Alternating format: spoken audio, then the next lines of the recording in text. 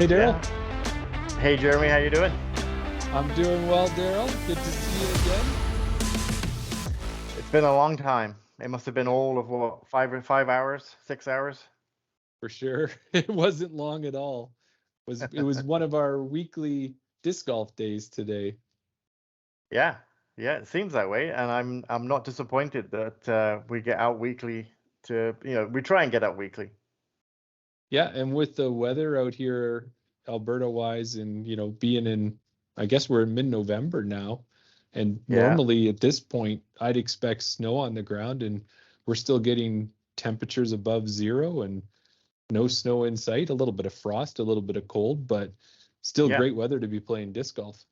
yeah. Absolutely. We played this morning. It was a little bit chilly on the hands for maybe the first half an hour, 45 minutes. We were lucky enough to get out this morning. Like I say, we played a local course, and yeah, once it warmed up, there wasn't any lingering frost on the ground. Our discs weren't wet or anything like that. There wasn't any heavy frost, but yeah, like you said, warm temperatures, and long may they continue. For sure. I could take this type of weather right through to spring next year. That would be great Yeah, for me. although I do feel like we're on borrowed time. Like we're getting more, these days we should, like you said, we try and get out weekly. I'm gonna try and get out after work or, on the weekends on any time I can because as soon as we know it, as soon as you blink, there's going to be the white stuff on the ground. Yes. And well, last week we had the time change, and that kind of hurt Yeah, us for afternoon or evening golf because now we're getting sunset. I don't even know what the time is. It's probably about 4:45 and it's getting dark, but it did help us yeah, for the weekends or if you've got a day off in the week in the morning because I think I left the house at about 7:30 this morning, and by the time I rolled in just after 8, you won. You were first this week. you got to let me have one. Yeah, so It's usually probably I'm the one who's late. I'm always running about 5-10 minutes behind, and I proved it today. But when we rolled up at 8 o'clock because of the time change, sun was coming up. We could see, and we were ready to play first thing. yeah, yeah, absolutely. A little bit of practice, a little bit of warm up. Gloves were on for the first 2 or 3 holes, and then yeah, warmed up, good to go. Hand warmers in the pockets as well. It's always a good thing to have at it at the beginning of a round, whether it's fall or spring in Alberta. Yeah, yeah, yeah. I noticed that my shoes that I normally wear, I've been wearing them all summer. As you'd expect, they're starting just to get a little bit of a wear where the toe flexes in the shoe. So it's time to retire them for this summer. I think I'm gonna have to switch over to the winter boots for the rest of the year. And do you have a waterproof winter boot that you use? Did you use one in the spring or? N- No, no, I was hardcore. I wore shoes all year. Didn't matter if I got my feet wet. No, I don't have anything for the winter yet. I have thicker winter boots, but I think they'd be too hard, too heavy to wear in the snow. So I'm looking for a lighter boot, but still being, kind of waterproof. Well, and I found I did play winter disc golf the last couple of years, and for our listeners, as they get to know us a bit, we'll just throw some things out there. Like I've been playing now for 2 years, probably as of September. So I've had a couple winters under my belt, and I find that winter disc golf for me is not the same as summer, of course, weather and all of that. Keep Yeah, that in mind. But for me, it's more just to get out there and play, to continue throwing the disc, not necessarily to get a whole lot of improvement unless it's just constantly reinforcing your form, that kind of yeah. thing. That's what I But was just gonna say. yeah, you were gonna say about the form or? Yeah, no, like the winter golf, the main priority of the winter golf is just to keep that muscle memory, right? You're not going Mhm. out there to set a course record. You're not going out there to, you know, improve your form or anything like that so much because obviously your footing, you're cold, you're wrapped up, you're bundled up. It's definitely going to be different than it is in the summer. But just to try and keep that muscle memory going through the winter so that when you come back into spring again, you don't feel rusty and you don't have to dust off the cobwebs so much. Yes, and also too is just doing it safely because it gets icy and slippery. So Yeah. I'll have I don't know, sometimes they're called yak tracks or ice cleats, or, those rubber ones with the spikes on them. I'll stretch those over Yeah. my shoes. And then, if there's concrete tee pads at the course I'm at, I may not even tee off of those. I'll just step to the side, because you don't want to take those on and off the whole time. But yeah, exactly. Yeah, and like you said, you've been playing for 2 years, so I'm almost like a disc golf virgin. I've been only playing since March of this year. Um, had a long interest in disc golf, and been watching it for years and years, and never thought about even the thought never crossed my mind to look around my local area. Like you said, we live in Edmonton, and surrounding areas. I never even thought to look to see if there was a course in my local area. Didn't even think about buying any discs or anything like that. And then instead of taking up ball golf, which is what my goal was this year, I decided to search up disc golf, and lo and behold, we have several good courses around our area, and that's how we met. We met out on the disc golf course, and the rest is history. yeah, well, and it's interesting that you bring that up, because you've mentioned that a couple times and we've never talked about it. So, how is it that you came across disc golf and you were watching disc golf, but yet it didn't even cross your, first of all, how'd you come around to Yeah. it? And then why didn't it cross your mind, or did it cross your mind and you just never actioned it to play? Or Yeah, it was just a random event. It just popped up on YouTube. It was this okay, thing, and it was an older event. Like I said, I've been watching it for about 7 or 8 years, so I don't even think the Pro Tour was going back then. Like, I didn't know too much about the Pro Tour. I didn't look into it. It was just probably some the random video, national tour then, I think, maybe. maybe something like that. Yeah, Yeah, but it would have been an old video with two commentators that I don't remember their names. I don't remember anything about it. I remember watching, I think it was an old event. It wasn't even a recent event at the time. I think when I watched it right. 7 years ago, it was an older event from maybe 10 years ago. So it Oh, was probably somebody like Climo or yeah, Shoestrick Jenkins, or things like, somebody, yeah, or Shoestrick. Some of those. It was just some random guys throwing this frisbee, and the thing that got me hooked was watching them play in the woods. And I just couldn't get over the fact that they could throw this disc through the woods and not hit a tree, and find the line through these trees and make it land where they wanted it to land. Like, that was just mind blowing to me. And I was just hooked after that.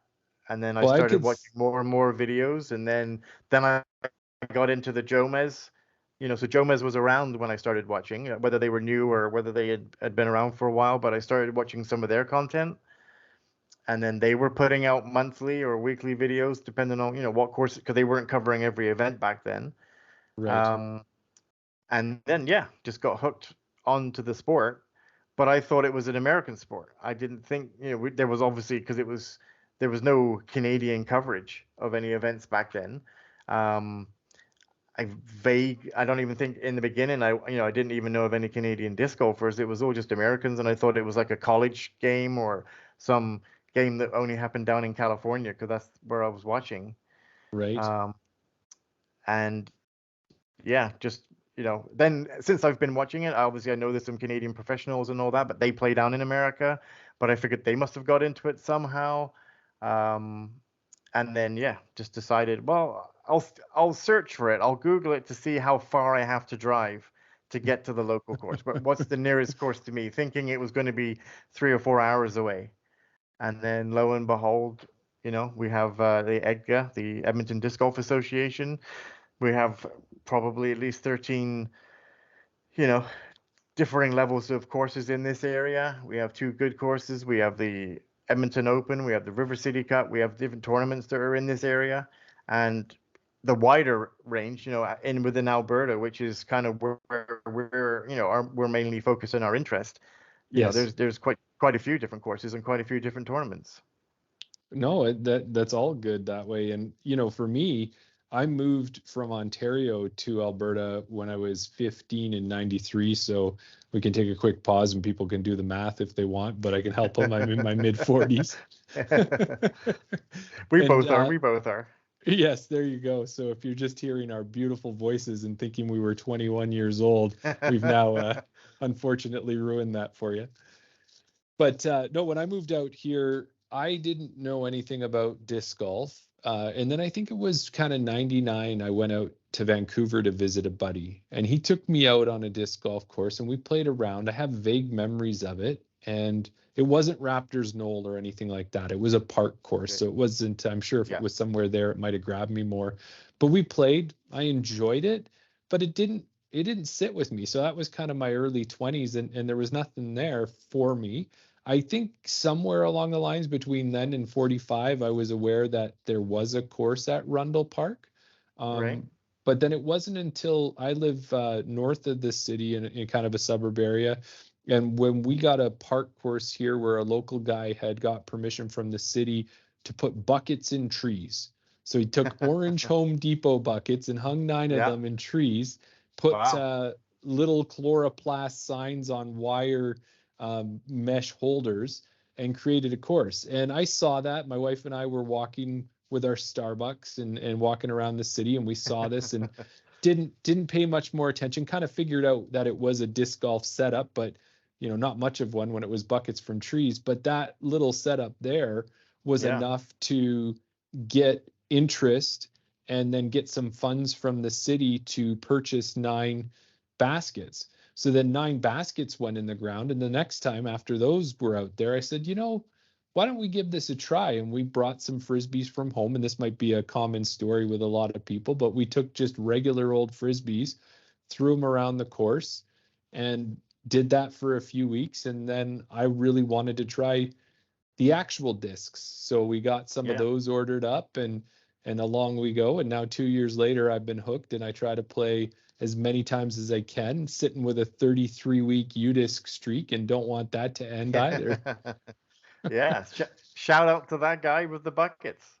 Yeah, that was it. That guy's, we'll talk about names and people in the area. So if you know them, that's great. If not, we'll introduce you to them through the podcast. But Nick Legault and his backyard actually backs onto this course. And Right. yeah, thanks to him, not only did he get that 9-hole course with baskets to be a temporary, but kind of a still testing to be permanent temporary course, but he actually got an 18-hole course built in our city as well. So for Awesome. 65,000 person population, we now have one 9-hole course that's semi-permanent, and then we have an 18-hole course that is spring, summer, and fall, and then taken out in the winter because there's cross-country skiers in the area. Right. Yeah. That's Yeah. awesome. Well, and the one thing too, I was thinking about that when we're talking is when I learned more was that Rundle Park, one of the courses we both played here out in Edmonton, it's Yeah. one of the older courses around in that I think disc golf, the official start year, I don't know what it is, but I believe it's in the 70s or late 70s or somewhere around there. Somewhere around there. Yeah. Yeah. And I think Rundle, we'd have to look, we can check that another time, but I think it was 83 Yeah. or 84 it was established. So it's been around right from the beginning. Yeah, I was amazed to hear that as well. Like, I don't know too many details. I don't know who created. I'm not very good with names. So, I mean, if you told me the name of the guy that was one of the first ambassadors for disc golf in this area, I would remember because I know I have heard it. And yeah, we'll bring those names, in future episodes, and maybe if we ever, look at that course, and maybe we detail in a bit more on the history of disc golf in Alberta or even in the Edmonton region. We'll cover his name and we'll do some research on him. But yeah, it's amazing that it's been around for so long. Like I never normally went to Rundle Park just to use any of the other amenities there. So I've never seen the baskets around. I've never been to any of the other parks where they're located. But just to think that disc golf has been in Edmonton in some shape or another for that, if you say around about 83, we're looking at 40 years that Yes. disc golf has been in Edmonton, and I just picked it up in the last year to And actually then go me out 2 and play it. years. Yeah, And I that's know, crazy.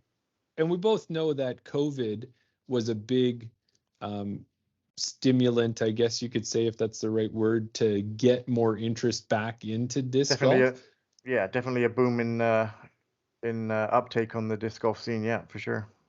And that was even, to be now over 250,000 registered PDGA members out there too, right? Like that was a big deal. It was probably I think 2019, and they weren't even halfway to that at that point, and that's how much it grew Yeah. in that short period of time. Yeah. Yeah. And we're both part of that group. Well, and then bringing us together, Darryl, just to let our listeners know, or hopefully our listeners that'll be joining us over the weeks as we continue to put together these podcasts, was Yeah. you've got a bit of a content creation background already. And I've had an interest in wanting to do podcasts, and I've done commentating of volleyball games and different things like that, and I just have a gift for gab, in my own words, and probably a lot of people around me would tell you. So I thought, Yeah. take this love of disc golf, and when you and I connected, and we both had that similar interest, we thought we'd start this podcast. But for the listeners there, tell them a little bit about your content background and your maybe some of the other things you've got going on. Well, I think you're a little bit over generous to say that I have a background in content creation. Yeah, so I've tried to start a few YouTube channels over the time of different interests that I've had. But once I found, I've edited videos like home movies and things like that. I've, not just your birthday party, movies type of thing. Like I've actually gone out and created movies and things like that, and edited them into some sort of final product that's barely passable, watchable. Oh, But I always like the idea of creating a YouTube channel or Instagram or some sort of social creation um, to follow a journey. And I figured, you know what? I'm starting out on disc golf. I'm an absolute beginner. There are other established YouTube channels out there of people that will critique your form and tell you the best way to throw 500 feet and things like that. But there wasn't a lot out there that I could find for um, beginner disc golfers by beginner disc golfers. You'll find right. a lot of established disc golfers that'll tell you how to play, but they're instructing you, and their journey. Obviously, their videos are all from a guy that's been playing 10 or 15 years. So yeah, I created DJ Disc Golf. If you want to look me up on Instagram or on YouTube, and it's basically, I wouldn't even say it, like you said, uh, you're very generous to say that I have a content creator kind of background, because I don't post that often. I find it hard to get the content and create the content and edit the video and get it out. So there aren't that many videos out there. But yeah, starting from my first round and my first discs that I got, and trying to get used to the discs and what they do, and the difference between drivers and mid ranges and putters and things like that. And then yeah, we met, like you said, we met on the course one day. I think you were ahead of me. I was catching you up as we were going around, and I asked if you wanted to, team up for the rest of the round, and that was that. We got talking, and we shared common interest, sort of thing. We exchanged numbers if we ever wanted to go out again, and there you go. That's right. Well, and I would tell you, you're kind of underplaying your content creation, but remember, I'm a guy who presses record and then presses stop, maybe puts the movie in slow mo, and that's what I have. But you've got, like you said, you've done some editing. You're able to add the music and that, and every time I see a video you put up, it just gets a little bit better each time. So another part of our journey as we start a podcast and we learn some of these skills about content creation. But Yeah. yeah, as you said, meeting, I'll tell you from my experience so far in disc golf is I found a couple things. I found that there's a lot of unique individuals who play disc golf, super serious, and then to guys who are laid back and have a beverage in their hand and something else Yeah. in their other hand and just out there to have a good time, right? Yeah. But every person I've met, you know, or 99% of the people that I've met have all been good people. And, this friendship that you and I have established is an example of it, because we have that shared interest. And then we found out that we've got a lot of other common interests. And I don't know in what other fashion we would have ever come across each other's paths, but playing around a disc golf together was a great icebreaker. And here we are today trying to do a podcast. Yeah, absolutely. Yeah, I think outside of disc golf, I wouldn't have hung around you. No, no, I'm just kidding. Yeah, no, exactly. And I Ouch. guess no, that like you said, it brings together that we've had different conversations about different things about disc golf. Canadian disc golf. We've had discussions about tournaments, and we've had discussions about everything. And then yeah, one day we were out on a practice round, and you kind of, I wouldn't say you pulled me to the side, but as we were walking up the fairway, you shared this. You were quite tentative to, from what I remember, you were quite tentative to talk to me. So um, I have this idea that there's plenty of podcasts out there based on American disc golf, and they're tailored to the PGA Tour, PDGA Tour, and but there's not anything out there that I can think of that's really tailored to the Canadian market. And with your content creation, and you like to make YouTube videos, and I was wondering, do you? Yeah, it sounds about Yeah. right with me on that one there for sure. And that's what I thought with this is that we've played with a couple of different variations of this podcast. We thought we would make it really structured and be very specific with specific segments all the time, and that seemed to maybe trap us into a box. Or we said we'll really focus on Canadian, and I think for us is that we live in Alberta. We want to talk about Canadian parts about disc golf when it's relevant, but Yeah. let's talk about things for people in the Alberta area in Western Canada. If we happen to travel and get to a course, we can chat about that. I thought maybe over these weeks and hopefully years and months, we can talk about even just local players, whether they play FPO or MPO locally, things that we don't hear on other podcasts, but to people in our area, I'm sure there's an interest. Yeah. And you don't know, they could be the next Thomas Gilbert, or they could be the next Chantel Badinsky, that type of thing. But let's talk about them now, so Yeah. that people will know more about them. Yeah, absolutely. And like you said about I mean, the goal is, and the dream is, to have a Canadian podcast, something that represents Canada disc golf, just because everything out there seems to be American, and concentrated around that. And that's the goal for us. I think that would be the dream, is that we could cover it, Canada wide. But like you said, after we did the few iterations of the podcast to start with, it felt, I don't want to say disingenuous, but it did feel like we were talking about things that maybe we didn't have first-hand knowledge of. We were Right. covering certain topics that we were just trying to search the internet and find the information just to cover it for content. But I think the way that we're going to go now, and the way that this podcast may or may not shape up in the future, is that we're just going to talk to our experience. We're just going to talk. Basically, we're going to be two guys that love disc golf, that have Canadian backgrounds, and that we can talk about what's relevant to us, and then hopefully other people find it interesting, and who knows where it's going to go from there. Yes. And the things that we already saw, and when we were looking at those iterations, is this past year, there's a Canadian disc golf tour. So that was Yeah. brand new this year, had 9 events, and not something that you could talk about every week because there just isn't enough. There is video coverage of those events, but it's a post-produced product by a company Yeah. called Park Pro. And I think it's 2 guys, and they've got a lot on their plate. So their videos don't come out next day like Jomez. So it's not something that we could really report on that way. But there are instances like this year, I traveled out to Kamloops for the Tournament Capital Open, which ended up being the first tournament of that Canadian Disc Golf Tour. And I didn't even Yeah. know that was a thing at the time, but I was there. And if we are at events like that, then we're going to bring that in. Or if we hear some news, or we happen to be flipping through something, catch it on social media, then we'll bring it up. We might even be regurgitating a little information we hear on. How many podcasts do you think you and I listen to about disc golf?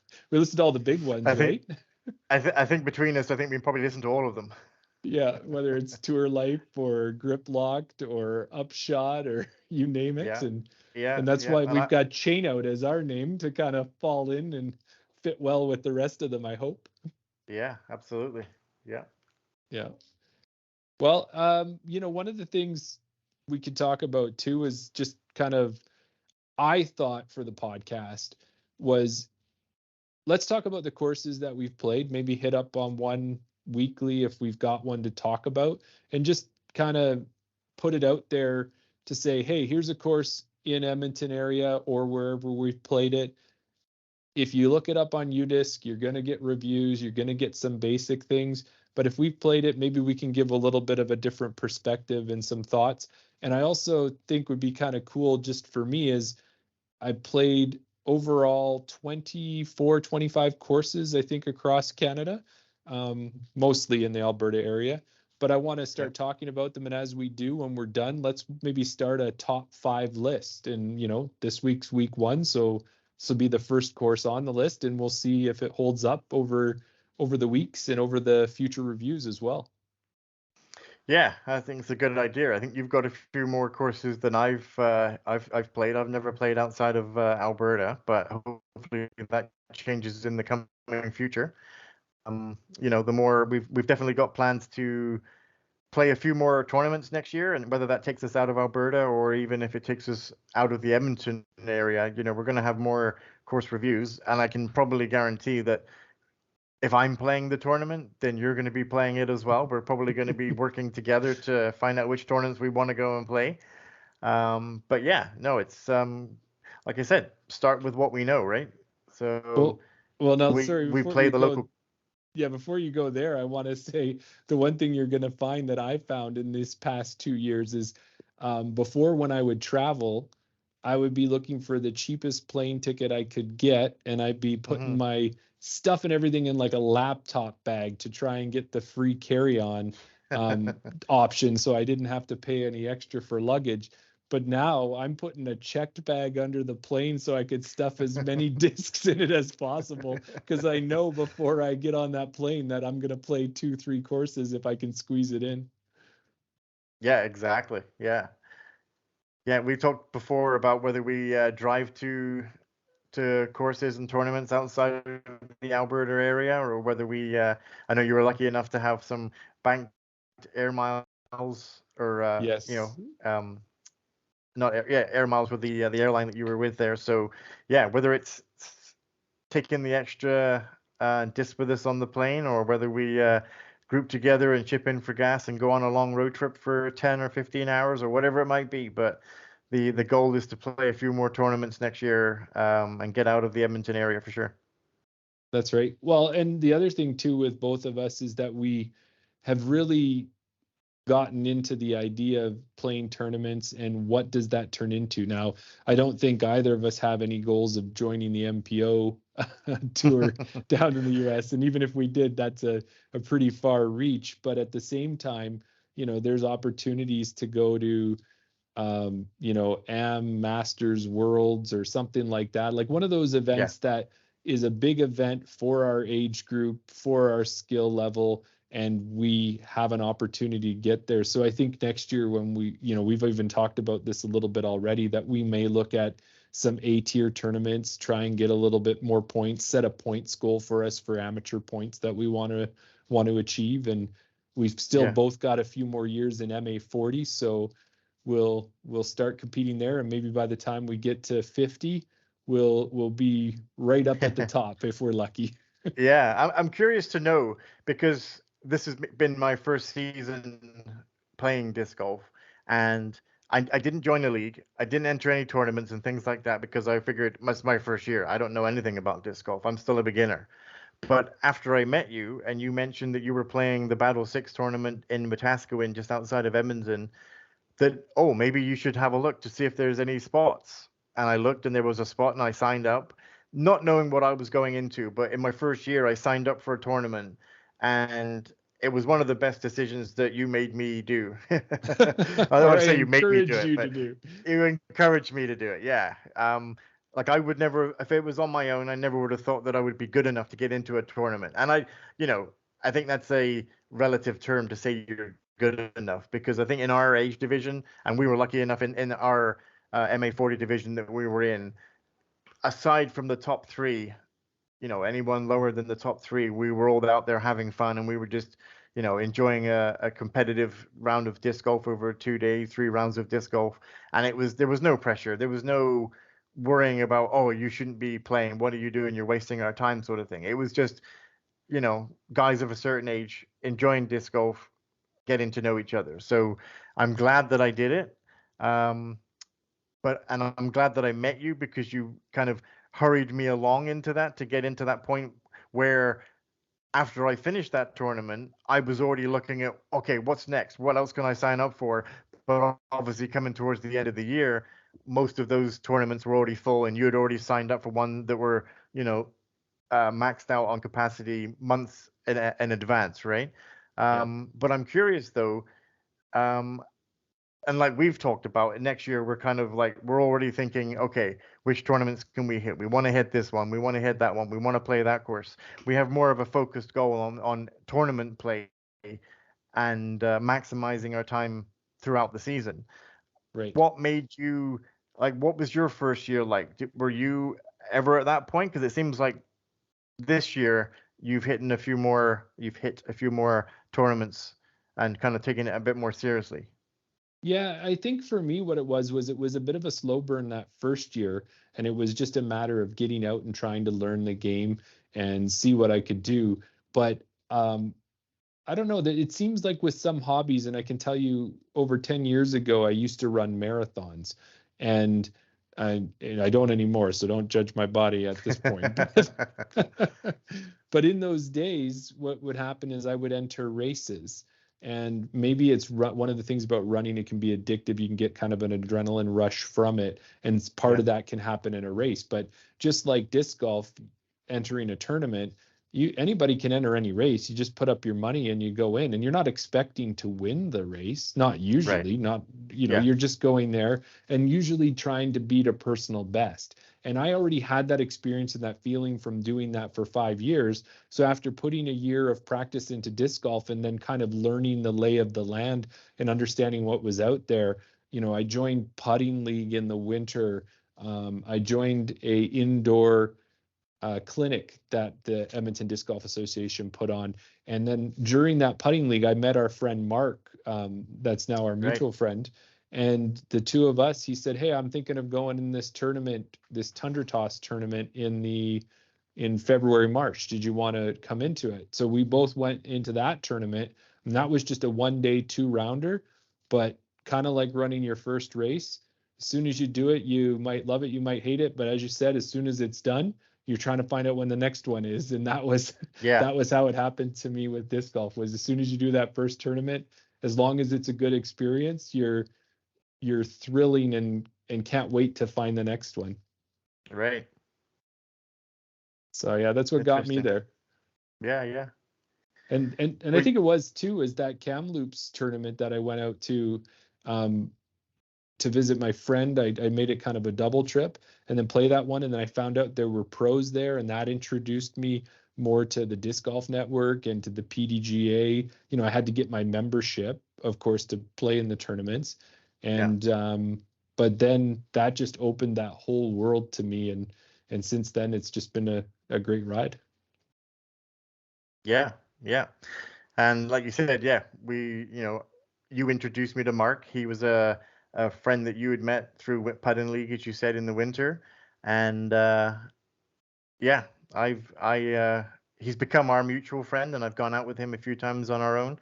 And then, sometimes we're lucky enough to get all three out together, and we schedule a day, and those are the good rounds. That's right. And Mark, coming from a lot of people who are in disc golf, I'm finding as well, they have an ultimate background, and you see that, say, with Brody Smith on the Pro Tour and Ella Hansen Yeah. as well, I believe. And so it seems they have a little bit easier transition than a guy who maybe is just throwing a frisbee at the beach like myself. But Right. Yeah. Yeah. I never had any frisbee, background, so I mean, maybe that's a good thing, coming in fresh and just learning how to throw a disc as opposed to a frisbee. yes, and I think too that probably makes us more malleable in the learning process, and that's been, you've got the Power Disc Yeah. Golf Academy, you're part of that, and so when you watch those Yeah. lessons by Yuli or by Simon, you're more receptive to that. And I think Mark's even told us before, is that he knows he would like to change his form. He's got a form that is working for him right now, but because of his ultimate background, it doesn't look anything, I shouldn't say that. Not that it doesn't look anything, but it looks different than the traditional disc golf form, but yet he outplays us all the time, so it works for him, and it's probably harder for him to change, whereas for us, we'll listen to anything if it's a chance at making us better. Yeah, exactly. Yeah, he's definitely got a unique style, a unique form style. He's definitely not anything that you would, you've got your cookie cutter molds that most people kind of fall into. He almost, I don't want to say that he looks like it.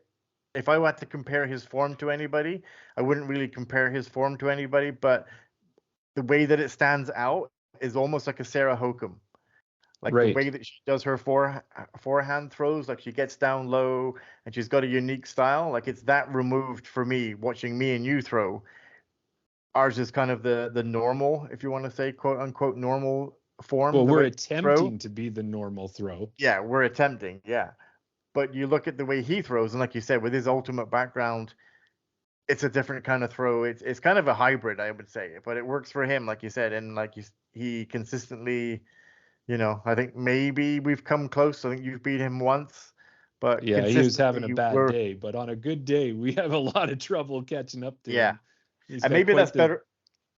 Maybe that's better for us because we've got that dangling carrot that we're always chasing. So we're constantly trying to improve.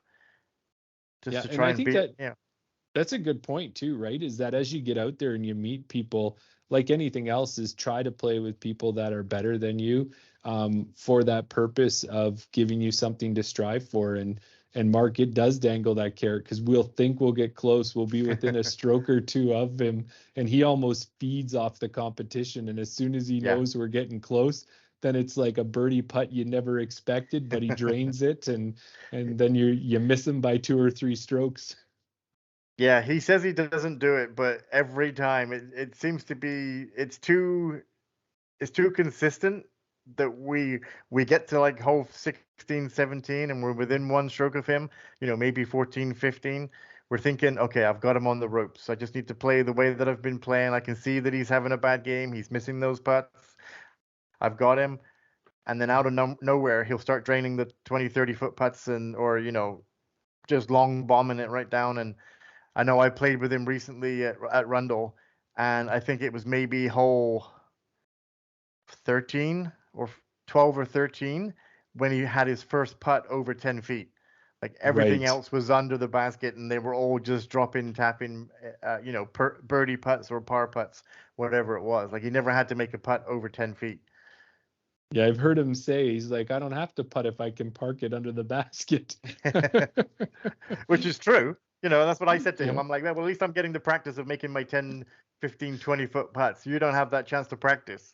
That's right. Then again, it's a good position to be in. I'd rather not have to practice putting and be everything under the basket as well. But for sure. Well, and I don't know, Darryl, if it's podcast etiquette or not. I'm sure we're going to learn all these things. But now that we've talked about Mark, we have to be able to let him be on the podcast at some point if he wants to, especially if he disagrees with any of the things we happen to say about him.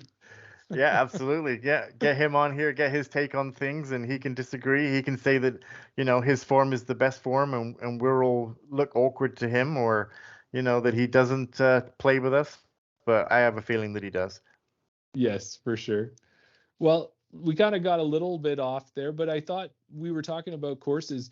Maybe the first course we talk about is the one that's kind of closest to you in town, and that is the Hills. And the Hills is named as the disc golf course, but it's also the neighborhood down there, right? Yeah, the Hills is the actual neighborhood, I believe, is the Hills at Chatsworth. Okay. That's the subdivision area that it's so it's a park course. It's a 9-hole course. It's in a residential area, but it's it's not bang smack in the middle of houses. It's a parked area. There is playground, and there's an allotment and community allotment there, things like that. But it's a 9-hole, but 18-hole layout. Tee pads, right? Yeah. Yeah. So there's Tee pads. Yeah. Yeah, 9 baskets, 18 tee pads. It's one of the easier courses, I would say. It's a good starter, beginner course for someone to, if you're just looking to get into disc golf. That's probably one of the ones that I would recommend. And I didn't hit it until late on in my career. I started up my career. I'm saying this like I'm a, a 20-year Look at you, veteran, pro. right? In my disc golf journey. I looked it up and figured out that Rundle was the better course in, one of the better courses at the time. I mean, that's arguable, Yeah, arguably arguable now, I would think, with the arguable more at this point. experience, but And in recent changes where other courses, a course has come up to probably maybe even overtake it in regards to the amenities and the layout and things like that. But yeah, I never played it. I never played the hills for quite a while. I only played it recently. But now it's only 10 or 15 minutes away from where I live. If I need to just get out after work, or if I've got a quick half an hour, 45 minutes, and I want to do a quick 9 holes, it's definitely something that I can, you're not going to be breaking out your distance drivers or anything like that. You're going to be using your putters or a couple of mid ranges on a few holes. But, that's part of the game that you want to work on, right? You want to work on your approach shots, you want to work on your putting, and it's a good layout. Can be tricky. Some holes can be a little bit, tricky in the wind, or they're not completely flat. So you're not playing in a wide open, baseball or a soccer field or anything like that. no, I Different think with some that shots to one, play. yeah, like with Hills, because it's got that name, the Hills, part of it was, from when I've been out there, it looks like they took a plot of land that when they were constructing the neighborhood, knew it was going to be a park, but then they piled the dirt to be more of a hilly looking area. So it does have mounds and undulations that are now Yeah. covered in grass, and trees have been planted and that kind of thing. And one section there, that's probably the biggest thing you have to worry about for the most part, is one, a path running around part of the outside of the course. And then two, there's like a little flat area in the center where the kids tend to play soccer, at least the times that I've been there. Yeah. Yeah. Yeah. And I think the path, it only really affects hole 1 and hole 18. I think the rest of the holes are kind of, they're away from the path area. There's a sidewalk, and on certain holes, the fences, the people's backyards from the houses back onto the field, onto the course. And I think you had mentioned that the course had changed from its first iteration. A couple of holes, they had to move the baskets just because of some incidents with discs and people's backyards and things like Yeah. that. So they've altered the course from what it was originally, but yeah, it's yeah, I think it's a good little starter course for anyone to. And I've taken a friend of mine who's just starting to get into disc golf. I took him there, so it's great for him to work on his approach shots. Yeah, and as you said, I think with the experience that we have, or the more that we are playing disc golf and getting out there, multiple times a week if we can, if time permits, is that if you're at that level that we're at, then that's a place where you bring out your putters, you bring out your mids. You might need one fairway driver, at least I know I do, and that's for hole 1. And then I have a forehand and a backhand, so I like a nice forehand disc for hole 9. But then everything in between those two holes, from 2 to 8, you can get by with mids and putters even in most cases. So as you said, it's a nice kind of practice your short game, because for us as beginner disc golfers, our drives may be okay, but when we're 50, 100, 110 feet out from the basket, it's that short game that we need to put ourselves in a position where we have a good look at that putt for par, or maybe a birdie if it's a par 4. Yeah, and I've said the same thing to our buddy Mark, who is, he kind of outdrives us most of the time because he has effortless power that seems to just come from his technique, that he can outdrive us. And I've said to him, it's okay if you outdrive us. If I'm 10, 15 feet, 20 feet behind you, it really depends on the upshot, because I can get it near the basket just the same as you can get it near the basket, and then we're kind of on a level playing field. So the drive is good if you can, extend it to that 400, 450 range, I guess. But for most of us with our arm and our speed and our technique, we're all kind of landing in that same range anyway. So where the strokes are won and lost is that approach shot and the putting, right? So it's definitely a good course for us to work on, and it's a good beginner course for someone who's just getting into disc golf. But like you said, for us to want to just practice those up shots and want to practice the putting, it's definitely good to keep your hand in that as well. Well, and I don't want anybody to get mistaken when you mention 400, 450 foot drives that we'd all love to have. It's not required for this course, right? Like I think maybe No. 300 feet at most, maybe is what hole 1, or 315. I think it says that's what it says on Udisc. Whether it actually plays that way, I'm not sure. Right. But yeah, there's nothing that's going to be that far. But as you mentioned, right, there's the 2 sets of tee pads. So you can there is a layout on Udisc where you can play 18 holes, where you play 9 from the one tee pad and then play 9 from the other tee pad. But even with that, I wouldn't, they call them reds and blues, but for the most part, it's hard to say one's really more difficult than the other. Even if it's further, it might be in some cases 10 feet further, but it's usually like one tee pads to the left, the other tee pads to the right, just giving you a different look at the basket. But the other nice thing too, I like about the course, because we have some other courses that we'll talk about where maybe their amenities are not as great, but this one does have some nice playable baskets. These aren't old rusty baskets. I think they're disc catcher pros maybe, or something like that, and that's a nice thing about it. So they've got good signage. There's the good layout on Udisc. So tips and tricks, there's not a whole lot for me to say. I think sometimes I like to talk about, when I'm talking about courses, I'm like, what's the ace hole? Is there a chance that we might be able to get an ace, and what hole would that be on? When you talk about the hills, I would say if it's not 1 and it's not 9, maybe not 5, I think, but otherwise you've probably got a handful that there's an opportunity for an ace. There's an opportunity for a lot of things to happen. So yeah, absolutely. Yeah, those two, like you said, 1, 9, 5, everything else is well within, if you're landing under the basket, which you should be, because we're throwing putters on most of the holes anyway. If you're landing under the basket, you've always got the chance that you can drop the ace, right? Yeah.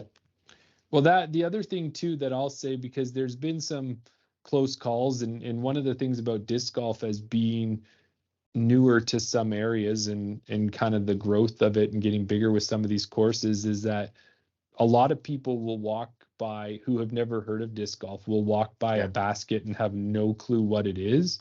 So I would say I've noticed that at the hills sometimes, like you said, with hole number 9, is there's a lot of kids in the area, and you just have to watch when you're throwing. Sometimes you got to wait a little longer because you can have close calls or whatever else with it. So it's just, be cautious about that at this course, maybe more than some of the other courses in town. So yeah, I mean, that's the thing, when people are on the course and they're walking over. It's a community course, right? There, like I said, there's a park area, there's a playground for kids, there's other amenities there that people can congregate and walk around or be in that area.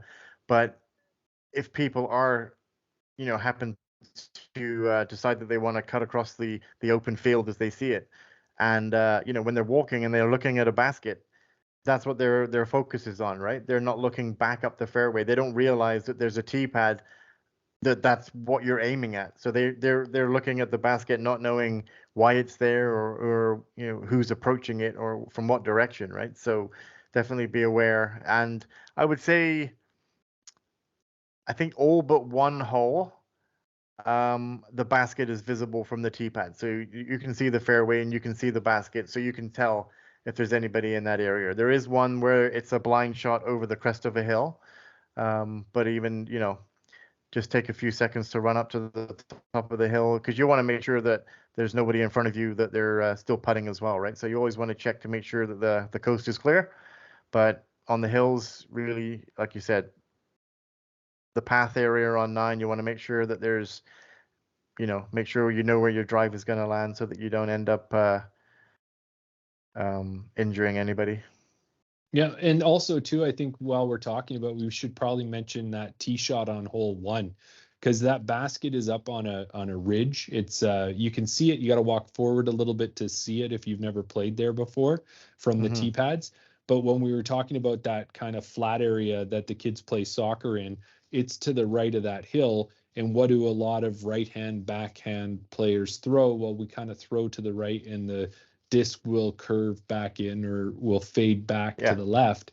But if you happen to turn your disc over, you're going to go in that field over there. And so it's almost like if you throw your disc and it's not straight on line on that hill, just yell 4 or yell look out or yell something, because even if you yell 4, some of these people may not even know what you mean by it. But I think what I found, at least looking there when we've seen discs in that area, is it seems like the kids that are playing out there are very familiar that discs are going to come flying over that hill. Yeah, exactly. Yeah. And that's the good point you make there, is that hole 1, the tee pad, is not visible from that kind of soccer area. So they don't know that you're lining up. They don't know that you're on the tee pad waiting to throw. And, kids will be kids, right? You're invested in a game of soccer.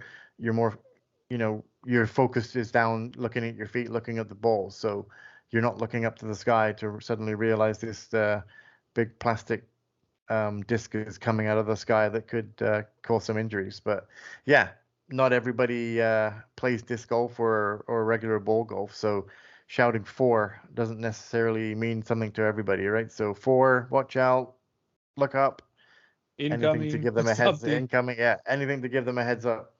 Yeah. Well, I think that's good on the hills. The one thing I kind of want to bring up, I want to put a little feather in your cap when we were looking there, is Udisc likes to put the best rounds in the last 30 days. And when we were looking, I think you may have what, out of all the players who have played, like some people have multiple rounds, so they show up on the list multiple times, but you have the 4th highest round in the last 30 days. Is that where you're sitting? Or I guess 4th lowest score, best round? That's what it says on Udisc, yeah. Yeah. And like you said, there may be other people with multiple better rounds than me, but individual persons taking their best round, at the moment, I'm currently 4th, yes. Well, good on that. Congratulations. And the one thing which people are going to find out over these weeks as we talk more about it, but I've really taken an interest in Udisc's round rating that they've added in the last, what has it been, maybe 3 weeks or so? Yeah. So to me, I've kind of found, and I've found it's changing more the more rounds we play, the more data that Udisc is processing. Yeah, can I just say that probably you've taken more interest in it, or you kind of have been bringing the subject up more and more in our little group chat, is because you have more knowledge on it. We know that there's a round rating, but we didn't really know what it was or what it meant, or these numbers were showing up beside the rounds, but what did it mean? 200, 185, 160, 130, whatever it may be.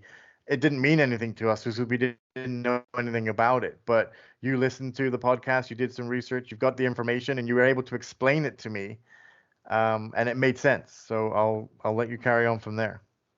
Yes, and I guess to anybody who is listening, if you're still trying to figure out what the round ratings mean and if there's anything to be interested in them, hopefully I can give some insight as we talk about it here. But if you listen to Terry Miller and Johnny V's podcast Smashbox, I think it's episode 477 or 478, it was recent, they had the guys from Udisc on and they talked a whole lot about what the round ratings are. But from my understanding, each course gets rated by the amount of users who play that course, and it's taking into consideration all of those scores from all of those players, probably putting them on some sort of standard deviation curve, and then putting them on a round rating scale from 0 to 300. And the way they summarize it is that if you're a beginner golfer, 100 is a good score that you should be trying to achieve. If you're more of an amateur like Darryl and I, then you want to be trying to hit 200 is a good score. And then if you are trying to think you're a pro or you're up at that level, then you're trying to get 300. But because the round rating is unique to the course, it doesn't mean every course has a 300 score available on it. If it's an easy course like the hills, there is probably, you'd have to hole in one every single hole before you would even come close to a 300 rated round. But the reason I bring all of that up, and I don't want to go in depth on that now, we could talk about it more at another time, is I was excited because you posted, was it a -9 on 18 holes? At the hills, yeah, Yes. -9, yeah. And then that was rated 202. 202, yeah. Yeah. So I think both of us now have put a 200 rating under our belts, but it feels kind of good. But I've been finding that my ratings tend to be more around the 165 to 175 range right now, and trying to push for higher than that. Yeah, and that was the thing that was confusing to me, was that you play a course and you play it at a +3 and you get a 160. You play another course at -9 and you might get a 180. Or you might play another course and you might hit +12 and you get a 185. So the numbers weren't lining up with the scores that, in my mind, when before you explained it, it was, well, this is a lower score. Why is this not a higher round rating? But you had explained it that it had, like you just said, more to do with it's course specific. So you might shoot a +12 on a really hard course and get a higher rating than you would shooting a -9. I mean, that was a 202. But if I shot a really good a really good round on an easy course, it wouldn't be as highly rated because it's an easy course. That's right. And I'm even finding too, Darryl, is as more, now that they're providing these ratings and more rounds are being played and then rated, I've noticed that even at my local course, I shot a -1 there and it was rated a 167 2 weeks ago. And then I shot a -1 recently. And because there's been more rounds and more data, that -1 was actually rated 172. So I'm going to guess that probably at least for the next 3 months or more, maybe until we get into the spring, there's going to be this evening out setup. Because I know one of the things with Udisc is that people can go in and put in fake rounds if they wanted to, so they could be the top of the leaderboard. But if they're using a true bell curve or standard deviations in that, they can probably chop off those really, really low scores and those really, really high scores, because assuming that maybe there is a valid one in there, but probably the majority of them are not correct. And by taking those out, you're going to get that big chunk in the middle, and that's going to be what's going to provide us with those round ratings. Yeah, absolutely. Yeah, that makes sense. And I'm interested to see, how it progresses. Like you said, once it gets a bit more, once they get all the scores registered, to get all the data, it's going to be a more accurate reflection once we get. And I think, like you said, 3 months, I would even go even as far as 6 months to a year, for us anyway, because of the winter. We're not going to get accurate scores reflected. And we may even see, the fluctuations, because somebody posting a -1 in December is not going to be the same as somebody posting a -1 in, June or July. That could be. Well, I don't think that maybe comes into play yet, but you're right. They do have weather and those features and wind on Udisc. So knowing those guys out there, they're processing data and munching data like nobody's business. So they're going to have a lot of information there. And I had heard on that podcast that I was referencing that part of it was that's why they brought the smart layouts in and really suggested people put smart layouts so that they could have each of those different types of rounds to have them specifically rated. And there's even a feature, and I've not played with it, but let's say you and I are playing Rundle, for example, where they have two different basket positions, and we find out that the layout that we're playing says the basket should be in the close position, we have the ability to edit it while we're playing and say, no, we didn't play the close position today. Oh, It okay. was in the far position. And the more people do that, whoever's interested in doing that, then the more accurate those results are going to be for those different layouts on the course. Right. I wasn't aware that it took into course conditions like wind and things like that and time of year. So if that, It could. I don't know if it does yeah, yet, but they'll have the ability to if they want to. right. Yeah. Yeah. But This the is one thing that version this version version 1 or 1.0. Yeah. yeah. And the other thing that I understand too is, it's totally based on the score you shoot at that round. It's not based on, hey, you got a birdie on hole number 1, and that's an Right. easy hole, so that's not as worth as much. And I got a birdie on number 2, and that was a harder hole. It's not that. It's if you shot a -1, it doesn't matter how you got to that -1. That's what your round rating is going to be on. But again, like these guys, they do so much work with data that eventually I'm sure those types of features will be added, and this will just dial in more and more. It's just another statistic. Some people may not care. They may have fallen asleep by this point of us talking about it. But on the other side, it's just another way to show improvement and see how you're doing. Yeah, it's another thing to look at. It's another thing that you can, you know, I don't know if you want to say you want to aim for anything. It is what it is. You play the round, and you get your round rating at the end of it. Whereas when we shoot, you try and birdie every hole. You try and par. You know the holes that you're going to birdie. You know the holes that you're going to par, and you feel happy with. You're trying to lower your score. I think that is almost like real time because you can see the holes that you've birdied and parred, and you know where your kind of score is. With the round rating, you kind of don't know. You don't get a real time update of that. You only get your round rating at the end.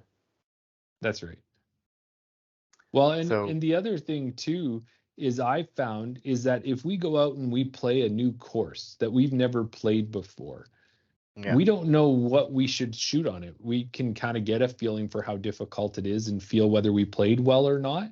But I yeah, think, as I've told you, I found that I'm kind of shooting in that 165 to 175 rated on multiple different courses. I yeah, now know if I come off a course and I've shot a 185 rated round at that course, whether it's a -7 or a +10, I know that for my skill set against that course, I'm playing at my ability or better than my ability. But right, one other thing I wanted to add with that we even realized this morning with the course we were at, they had a short 6-hole round that you could do in case you played 18 holes and you just want to play 6 more holes. They had set up a course for that. But as you mentioned, that layout hadn't been played many times, so it might take right, longer for that layout. So if you've got multiple different layouts, the ones that are less common at your course, maybe the round ratings are going to take a little longer to catch up. But I got to kind of stop myself on the round ratings. I got off on a tangent there. The whole point about me bringing them up was you've shot a 202. So between the two of us, that's the best either of us have had as a round rating at the hills. So I'm going to right. put it out there to the listener group. Anybody who's listened to this, I don't care if you've caught this 7 months after it came out or you're listening to it the week after. Put it in the comments. Let us know if you shoot better than a 202 at the hills. Let us know. And that's the bar we're setting as the mid 40s amateurs. Don't use me as a benchmark, but yeah. Well, No, I I mean, like it. that was only recently, so I don't know if I shot a -9 again. I don't. That'd be interesting to see if I went out there and shot a -9 again, um, to see whether it would still be a 200, 202 rated, or whether, because, like you said, the more data has come in, that they realize that, oh, quite a few people are shooting -5s, -7s, -9s. Well, that's good for you, though, if it works that way, because it's just going to make it even harder for our listeners to get a 202 Well, or that's better. true. Yeah, there you go. So, but I guess that kind of wraps it up on the hills. There's not a lot much more to say about it. If you've Yeah, not played it, I would suggest going out and giving it a try. Because this is the first course that we're reviewing in the podcast, and first one we're talking about, if we're putting together our top 5 courses, I guess this is number yeah. 1, 2, 3, 4, and 5 all at the same time. But for the time being, the hills gets it's Day in the Sun, and it's number one on my list and number one Yeah, on yours as well. exactly. Yeah. I don't envisage it being there very long, but at the moment, it's number one on my list.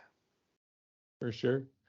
Well, I did have one other thing I wanted to talk about. I don't know where we are for time, but let's cover it a bit. Is that being in the mid 40s, doing some of these courses, Yeah. especially like the one we did today that has a lot of elevation up and down, and you go out there Yeah. and you play a couple rounds in a day.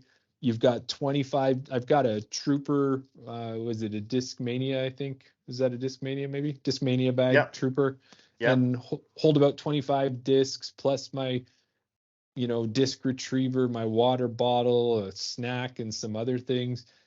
It gets a Yeah. little hard on the back, and I've been thinking about carts. And Yeah. what I looked at, and I've seen some homemade carts, I've seen a lot of them out there, but the one that you hear over and over and over again is Zuca, right? That's what I hear. I see, I think it's a guy we know, Brock, who has one that's got the bench seat on it, so he'll sit on it when he's resting in that. And Yeah. but I don't know if you've looked, but the cost of a Zuca cart is like 350 Yeah. bucks, I think, something like that. More. Yeah. Yeah. 400 to 500, I think. Yeah, For the, 500 even. yeah, depending on which one you're going for and what extras, because you can buy the base model, but then that just comes with, from what I've researched on it, because I have done some research. I'm always looking at new gadgets and new things that I can get. And like you said, we're in that age range where, every now and again you just want, maybe there isn't a chair or a bench on the tee pad. You're waiting for your buddy to play, or as we've experienced today, there's some high elevation to the tee pads that we have to go to. So having a sit down or a rest every now and again, or even just not carrying the bag around with you for 18 holes. So That's I've what looked I into think, it. is not having it Um, on my back. yeah, but I know the Zuka ones in particular, you can buy the base cart, the shell, the wheels, and a handle. And then you can buy the cushion top that goes on top. You can buy all-terrain wheels. You can buy like airless wheels. You can buy a putter pouch. You can buy, all sorts of rain covers and things like that that goes on it. So yeah, you're talking anywhere between 300 to 500 Canadian dollars, I would say. Well, so now I'm starting to think about it, and I done a little research more too. And what I looked is there's a Yeah. couple Facebook groups that are do it yourself golf carts, disc Okay. golf carts. So you can actually, I've seen ones that have been built out of wood. There's a guy in town, Greg Gatsky, who's got a nice wooden one that he uses. He's kind of a local MPO player. Right. I've seen people make them out of PVC tubing. Yeah. I've seen people take strollers, like running I, strollers that you'd put kids in, and they've turned them yeah. in. I've Yeah. seen people take the ball golf bags that you'd have, those pull carts, and they've turned them into carts as well. So I've been Yeah. thinking, but one of the things which I don't know if everybody knows, and I just found this out, and hopefully I'm not going to spoil anything for us to take advantage of these opportunities, but Zuca does disc golf carts. Did you know that they do carts for other sports as well? I did not know that. Yeah. So I'll tell you this, just throwing this out there, I won't make you Yeah. hang out there for long, but they do carts for 4 different sports, disc golf being one of them. The other Okay. sports, let's put 2 of them at least, would be kind of unique, like disc golf, because disc golf's not mainstream as much as we think it's Right. mainstream for us. It's not mainstream for everybody, but 2 of the sports are kind of newer like that, or got newer attention since COVID. And one of them is Okay. a sport that's been around. It's in the Olympics and everything else. So let me know if you can just throw some guesses. What do you think? You've totally thrown me for a loop because I can't think of anything. I mean, maybe because I've got the image of a cart with discs inside it, and obviously we're not talking discs. We're talking another sport with another, product inside it. But I'm Yes. just trying to think. I mean, ball golf would be the obvious choice. if it's to do with disc golf, you would think that they would make a pull cart for regular ball golf as well. Right. But that is not the case. It's more, It's and I'll tell not. you, Okay. looking at Well, these carts, they still look very similar to disc golf carts, but they've just, okay. like a Zuca cart, sorry, Yeah. but they've just changed it and you can store different gear in it. So how you want one more guess, or how long do you want me to leave you hanging out there? You want a Oh, clue? no, What do you want? no, I like to guess. This is interesting. This may not be good content for anybody. Everybody's shouting at their radio or their radio. Sorry, their speakers, or they're watching it. They're shouting. So it would be an individual sport that you would need to pull something that you would need multiple things of. And my other tips to you, or clues, were that it's the two of these sports have gained popularity since COVID. Since COVID. They're individual sports, I'll tell you that. Yeah. Like you more so than a team sport as much. So, or maybe small team sport. Two of them are newer sports. One of them has been around for a while. It's in the Olympics. Yes, that's right. And what I mean by newer sports is, you know how when COVID hit, disc golf got increased popularity. That's Yeah. what I mean. So these sports, Yeah. these other ones may have been around, but they got increased popularity during COVID. Right. This is interesting because I haven't got a clue. I'm just trying to think of things that people would have been, would have seen an uptake in. Well, what I'll keep doing is you keep pondering. I'll keep just throwing out little ones there so that we can move it along. But I'll say, Yeah. one of these obscure, more or kind of COVID popularity courses involves a racket. A racket. I mean, the one that I'm thinking of now that you said a racket, but I can't see. So the only thing I can think of right now is pickleball. You've got it. There's one. So they make carts for pickleball. Pickleball. Why would they need a cart for pickleball? I guess for rackets, balls. I don't know. That's what See, it maybe is. that's where my mind is going, because I'm thinking somewhere where you have to walk distances and over terrain and you're pulling something behind you. But that wouldn't, okay, pickleball. Well, if that's the way we're going, then I'm thinking another sport that's obscure and gained popularity during COVID. Actually, this other one really exploded in the fact that it's been televised, which makes me laugh that it's been televised in the US. And you've played it probably at a barbecue before, I'm sure, or at a picnic, something like that. See, now I'm thinking, I don't want to say because it sounds ridiculous, but pickleball was correct. So now you say that, and I hear it mentioned all the time now, and it seems to be more and more popular, but cornhole? Yes. Yes. Zuca makes a cart for cornhole. That's hilarious. Why do you need... I don't know, carry your beanbags in, I guess. Carry your beanbags? I don't know if you have a special beanbag or... Yeah, I mean, if there's a need for it, if there's a market, good on them for, marketing it to the people that will buy a Zuca cart to carry your beanbags. That's hilarious. Yeah, maybe I don't know if it's got a cooler in it for your beer, because I'm expecting that might be what's needed. Yeah. And then the other one they make it is for beer pong? I don't know. Oh, no, remember the other one's in the Olympics, right? I know. So, yeah. So it's in the Olympics. It's Is it an outdoor sport? No, it would be indoor. It would be related in the fact to a Canadian side of it, and the fact that, let's say, hockey players, this would be a giveaway one. Hockey players use one of the pieces of equipment that these athletes use. Yeah, well, when you said an indoor and it's in the Olympic, I don't know. But you said Canadian, so the only thing that I'm thinking of is lacrosse. No, but think about I guess hockey and lacrosse share a stick, but let's look a little lower on the player. The padding. The ice skates? Yep. You're on the right track. So speed skating or figure skating? You got it. Figure skating. So that's the fourth one that they make a cart for. But the figure skating one makes sense when you see it, because again, they use the bench concept. It's a place to put your skates in, and Right. then it's a place you can sit down to put your skates on.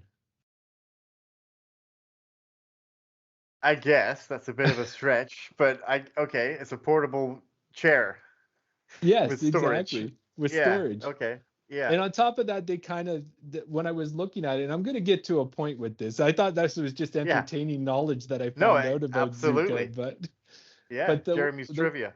yeah, exactly. Well, with the ice skating ones too, is they put like rollerblade type wheels on it, so it's more like a piece of luggage when you're pulling it, but it still has that same metal Zuca frame, right? Like it still Yeah. has that solid thing. But Yeah. they'll put clear rollerblade style wheels on it, and they'll have them light up because I think it might be focused towards kids. The bags that they put Yeah. on them will be quite colorful and that kind of thing, and they store their skates in there and whatever else it is that they might need. But when I was looking at those do-it-yourself carts, I found a guy who took one of the figure skating carts Yeah. and bought a used one because there's a lot of them out there, and bought a Okay. used one because I'm guessing, like, I can tell you from my own personal knowledge, there's a family friend, that kind of thing, whose daughter was in figure skating, and I was told that when they get up quite high, you're talking about tens of thousands of dollars a year to be in figure skating if you're trying to reach the pinnacle and be in Yeah. the Olympics, and that it's a very expensive sport to be in. So I could Yeah. see kids starting out young, and it's maybe more cost effective to get into. A kid gets a Zuca cart, that's part of what it is, and now Yeah. they realize they're not going to reach that goal, and there's not the funds to be in it. This cart Yeah. is now an extra thing, and it's for sale. So this guy found himself a used Zuca cart at a really reasonable price, Yeah. and then he modded it, changed the wheels to an all-terrain wheel, extended the handle, did all of Right. that. So my thought is I think we should look into this a little bit further, and hopefully nobody scoops up all the used Zuca figure skating carts on us. Yeah, and exactly. That's and maybe for, $100 or $150, we can build our own Zuca cart that would normally cost 500, but because we've got the bones, that frame of the cart, yeah. it's up to us after that. Yeah, and I mean that's the good thing about those Zuca carts is the fact that they're modular. Like you can change out the wheels, you can replace the handle, you can replace the individual parts on it. Um, and good on them for realizing that we've got the chassis, just like a lot of car manufacturers, right? You get your Honda Pilot, your Ridgeline, your truck is basically a Pilot chassis with the extra stuff built on top of it. They've got the Zuca cart, they've got the body. Let's see how we can modify this by modifying a few elements to market it to a different sport. So Well, and yeah. as we've seen, if it's ice skating, disc golf, pickleball, cornhole, heck, maybe darts is next. Who knows? Yeah. Beer pong. They've got Yeah, one for beer everything. pong, tiddlywinks, you name it. You don't give Zuka too many ideas.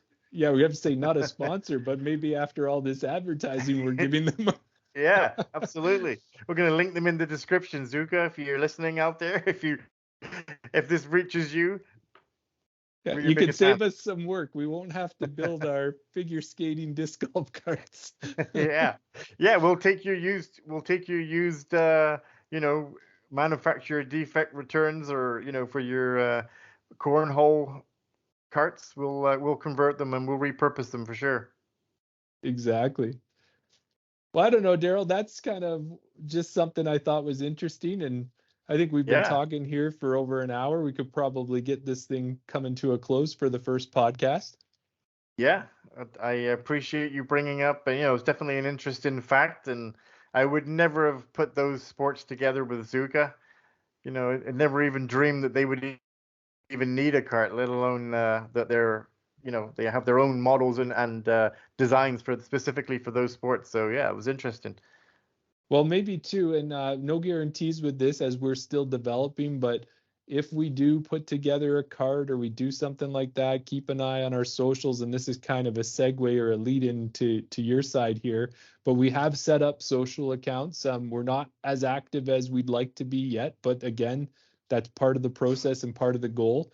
So keep an eye out. And if we do something like that, we'll put it in our socials. But why don't you let everybody know about our socials, the ChainOut podcast, but also maybe drop in your DJ socials as well so that our listeners can check out some other content if they want to as well. Yeah, like you said, we have a few set up. The main one, probably where you're watching this or taking it in, would be on YouTube. So ChainOut Podcast on YouTube, ChainOut Podcast on Twitter and TikTok. On Instagram, it is ChainOut_podcast. And we're in the works. We haven't decided exactly how we're going to put out the audio version. We may just put out an audio version on YouTube, but we're working on getting it on Spotify as well. And then how about all the links will be in the description for the ChainOut podcast. And personally, yeah, as I already mentioned, anywhere, YouTube and Instagram, DJ Disc Golf. Yeah, well, thanks for listening to us, guys. I'm a bit of a cheeseball and stuff, so I've been trying to think of a nice tagline for the end of the podcast.